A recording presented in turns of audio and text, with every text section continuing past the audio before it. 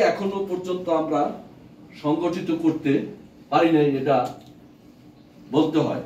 যদি তারা সংগঠিত হতো তাহলে তাদেরই রাষ্ট্র ক্ষমতায় আজকে তারা যেত, দেশের শ্রমিক কৃষকরাই রাষ্ট্র ক্ষমতায় যেত।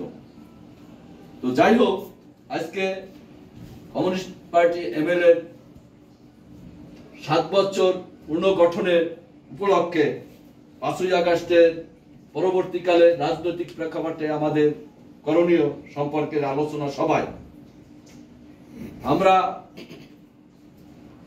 যে কথাটা বিভিন্ন বক্তারা বলছে, আমাদের আগামী 1 বছরের কর্মসূচির ভিতর দিয়ে পার্টির জাতীয় কংগ্রেস করার পূর্ব মুহূর্তে আমাদের জেলা পর্যায়ের কমিটিগুলো গঠন করা এবং আমাদের যে আমাদের যে সদস্য আছে, স্থায়ী সদস্য প্রায় 150 মতো সারা বাংলাদেশে।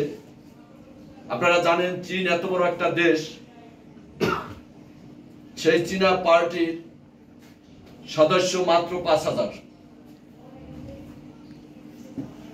চীনা পার্টির স্থায়ী সদস্য মাত্র 5000 গত কংগ্রেসে, যেটা আমার তথ্য ভুল হতে পারে, পার্টির সেক্রেটারি এটা সংশোধন করবে।